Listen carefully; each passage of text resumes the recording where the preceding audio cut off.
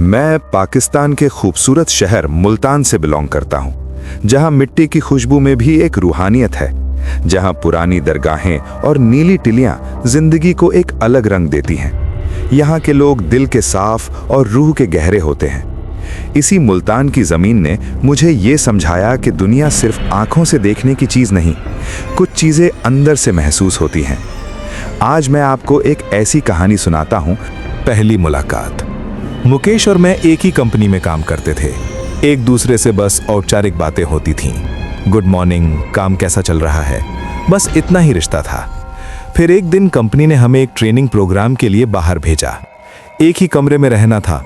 साथ रहते रहते हमारा रिश्ता गहरी दोस्ती में बदल गया। रात को मेरी चादर अक्सर हट जाती थी, करवट लेने की आदत जो थी, और मुकेश खामोशी से उठता और मुझे चादर उड़ा देता।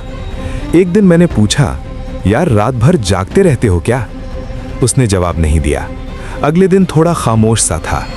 फिर रात को अंधेरों में उसने एक एक करके अपनी जिंदगी का सबसे दर्दनाक और हैरत अंगेज वाकया मुझे बताया। 2003 का वो साल। मुकेश ने कहना शुरू किया। शायद आप यकीन न करें, 2003 का जमाना था। मुकेश की जिंदगी नॉर्मल थी। टीवी देखना, लाइब्रेरी जाना, दोस्तों से मिलना। एक दिन वो अपने दोस्त के घर गया हुआ था जब खबर आई कि उसके छोटे भाई दिनेश की तबीयत खराब है। वो भागा घर। वहां का मंजर देख के रूह कांप गई। दिनेश चीखता, बेकाबू होता, फिर बेहोश हो जाता। 3-4 लोग मिलके भी उसे संभाल नहीं पा रहे थे। वो दिनेश नहीं लग रहा था जो मुकेश पहचानता था। मुकेश ने अपनी माँ को याद किया। रास्ते में माँ रोती रही। तभी माँ ने बताया कि ये पहला मौका नहीं था। कुछ महीने पहले दिनेश के ऑफिस में मीटिंग थी, सब हंस बोल रहे थे। अचानक दिनेश ने पानी पिया और बेहोश हो गया। आंखों से आंसू बह रहे थे। कुछ कहना चाहता था पर आवाज नहीं निकली। हॉस्पिटल ले गए। दिनेश ठीक हो गया। उसे खुद नहीं पता था क्या हुआ। मुकेश ने भी सोचा था ये उसका वहम था, लेकिन कुछ महीने पहले जब वो छुट्टियों में घर आया, रात के 3 बजे कमरे की खिड़की खुली थी। तेज हवा आ रही थी और उसी हवा के शोर में मुकेश की आंख खुली। एक साया पास खड़ा था।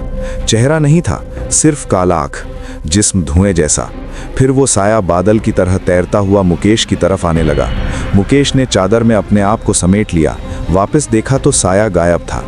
वो वहम समझ के भूल गया, पर अब दिनेश की हालत देख के सब याद आ गया।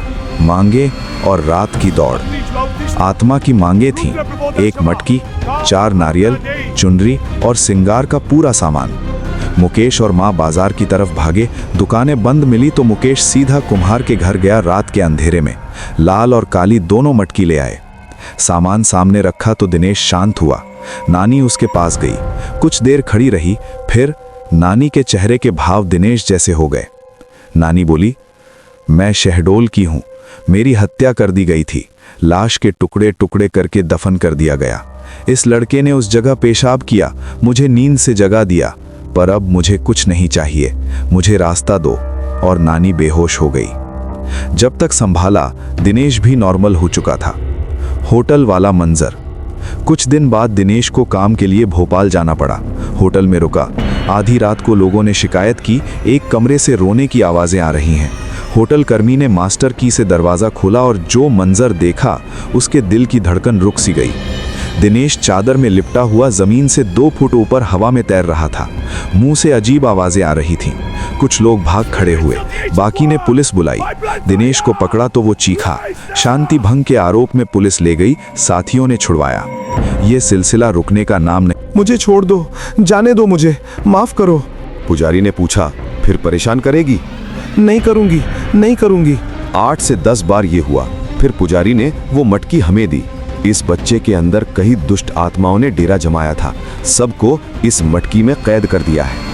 इसे शमशान में गाड़ो, नंगे पांव जाना। वो मटकी शमशान में गाड़ आई। जंगल का रास्ता, अंधेरी रात, पर पूरे रास्ते एक भी कांटा नंगे पांव में नहीं चुभा। रुई पर चलने जैसा एहसास था, भाई का प्यार। इस सब के बाद दिनेश ठीक तो हो गया, पर कमजोर था। सिर्फ दवाइयों और खाने के लिए बिस्तर से उठता। 5 साल तक ये मुसीबत झेली। माली हालत खराब हो गई, सर पर कर्जा। धीरे धीरे दोनों भाइयों ने वो कर्जा भी चुका दिया। और मुकेश रोज रात उठ के देखता दिनेश सो रहा है या नहीं, चादर ठीक करता, खाने दवाइयों का ख्याल रखता। कहानी का अंजाम। जब मुकेश चुप हुआ तो मुझे पता चला क्यों वो रात भर जागता है, क्यों मेरी चादर ठीक करता है। मैंने उसे कहा, ये कहानी किसी के लिए बेमिसाल हो या ना हो, लेकिन तुम दोनों भाइयों का आपसी प्यार बेमिसाल जरूर है। मुकेश मुस्कुराया, सिर्फ मुस्कुराया, कुछ बोला नहीं।